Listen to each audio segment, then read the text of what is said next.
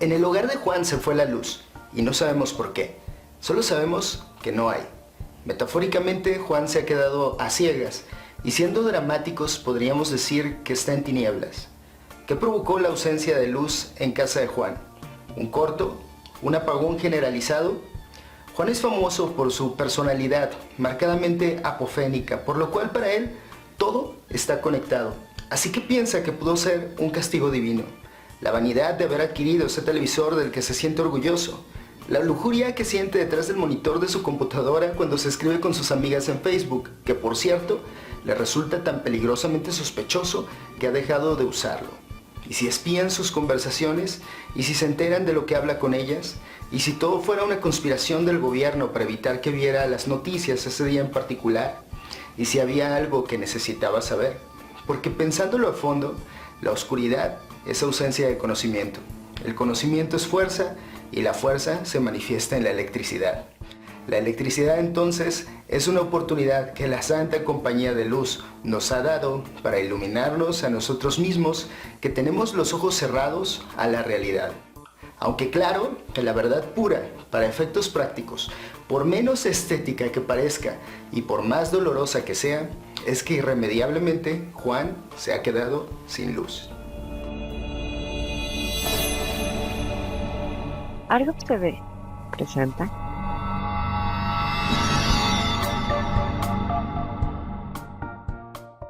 En el lugar de Juan, lo primero que haría cualquiera, sin dudar, sería verificar que no seamos los únicos sin electricidad en el vecindario.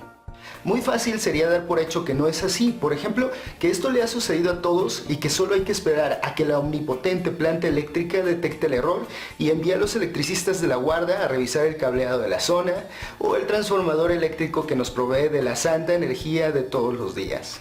Pero increíblemente para Juan, esto debe ser así. Él piensa que se debe tener fe en que todo saldrá bien si se ha cumplido al pie de la letra con las sagradas recomendaciones de la Compañía de Luz. Ha vigilado el termostato de la calefacción, verifica que la manguera de la aspiradora esté en buen estado, no deja encendidas lámparas, radios y televisores y mantiene limpio de residuos el horno de microondas. Nunca le ha pasado por la cabeza que esas recomendaciones le ayudan a cuidarse del gasto excesivo, pero no de un apagón, porque cree que siguiéndolas al pie de la letra tendrá como recompensa un flujo infinito de energía eléctrica. Para él hay una relación entre hacer las cosas bien y que el destino le haga fácil el camino. Si uno, por ejemplo, conecta a un regulador su equipo de cómputo, no debería tener virus en su equipo. Es cuestión de dos cosas: pensar positivo y actuar positivo. Si uno piensa positivo, la vida deberá ser positiva, pero si uno piensa negativo, la vida será negativa. Jamás se le ha ocurrido que por más cuidadoso que sea al momento de conectar su equipo, podría adquirir un virus informático simplemente compartiendo una memoria. Así que Juan decide no levantar la persiana o correr las cortinas de la ventana y cerrar los ojos confiando en su buen proceder, en la buena voluntad de los trabajadores, en la infinita perfección de la compañía de electricidad y espera pacientemente a que la energía sea restablecida. Aunque corre el riesgo de quedar como idiota si más tarde alguien llega a casa y se da cuenta de que no hizo nada para verificar que la falla no se encontrara dentro. En el fondo, si somos sinceros, Juan tiene miedo. Guarda en su librero un texto que le inquieta, que lee y relee al menos 2 veces por semana. Se llama Los peligros de la electricidad. Cuando era pequeño, recuerda que sus padres lo castigaban si se acercaba a algún tomacorriente. Era por su bien, le decían, aunque no le explicaban por qué. La electricidad era para él un misterio, una constante fuente de preocupaciones. Con el paso de los años entendió los riesgos y aunque nunca supo cómo funcionaba aquello, ¿para qué saber más de lo que se teme?, aprendió muy bien a tenerle respeto. Incluso había comprado un paquete de costosos y sofisticados chips autoadheribles que había visto en la tele y que mediante tecnología ionizante de punta canalizaba los pulsos en el núcleo de la Tierra para compensar la sensibilidad de la electricidad con solo pegarlos, logrando armonizar la frecuencia eléctrica con la corriente que genera el propio cuerpo humano. Claro, muchos científicos opinaban que eso no era más que una etiqueta autoadherible con un patrón de líneas similares a un laberinto. Pero, ¿acaso no decían eso de toda la tecnología que querían mantener en secreto para evitar que las empresas privadas perdieran el control sobre la humanidad?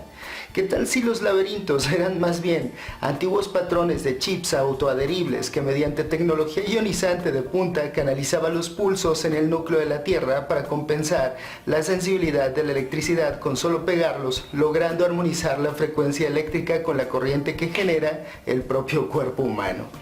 Él no era, como su vecino José, un insensato reparador de lavadoras con el que detestaba toparse, porque aparte de insensato, era también engreído. Creía que la electricidad no era aquel ser omnipresente del que no era posible comprender nada, excepto que encendía la luz y hacía que las cosas funcionaran. No, blasfemaba en cada ocasión que tenía oportunidad y tenía ideas muy extrañas, como por ejemplo que la electricidad también podía producirse usando molinos de viento o la fuerza de un río. Y entonces, ¿cómo crees que se produce la electricidad?, le había preguntado alguna vez. Todos sabemos que la captan los rayos que vienen desde el cielo, le respondió. ¿Y cómo captan esa energía? Pues con una gran cometa, le había respondido aquel hombre tan odioso que solía sonreír a cada respuesta. Tendría que ser una cometa enorme, Juan. ¿Cómo podrían hacer volar algo tan grande? Juan tuvo que meditar sobre aquello durante días y por suerte encontró un grupo de gente como él que ya se había enfrentado a aquel planteamiento. Así que una vez habiéndolo resuelto, Juan tocó a la puerta de José y le dijo que si un avión pesaba 277,000 kilogramos y volaba con más razón, era posible que una cometa de una cuarta parte del peso pudiera levantar el vuelo. Así le había respondido José. ¿Y cómo levantan esa cometa? Pero Juan ya no respondió, lo dejó plantado sobre su ignorancia. Cualquiera sabía que un avión de 277,000 kilogramos podía levantar aquella cometa. Por eso no confiaba en el buen sentido de José, quien le habría dicho que era imposible saber si el apagón era general en el vecindario o solo había sucedido en su hogar. Si es general, habría que llamar a la compañía de luz, le habría dicho.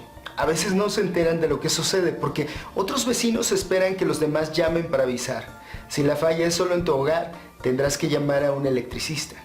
Puedes llegar a creer que todo se debe a tu licuadora, por ejemplo, pero puede ser un fallo de aislamiento o cualquier otra cosa. Discutir con José era imposible. No pocas veces había pensado que José podía ser parte de alguna conspiración de compañías de electricidad del extranjero. Todas aquellas ideas tan extrañas y sospechosas, tan liberales y extravagantes que solo podían venir de los rusos, o de los franceses, o de los franceses detrás de los rusos, o de electricistas espaciales detrás de los franceses detrás de los rusos. ¿Por qué no? Todo podía suceder. Había evidencia que apuntaba a una conspiración de electricistas espaciales. Quizá los electricistas espaciales estaban detrás de todo. Pero en fin, solo había que sentarse un momento y esperar. Esperar a que la compañía de luz enviara a sus electricistas de la guarda. Eso sí, no se le ocurrió que llevaba más de 6 meses sin pagar su recibo de luz.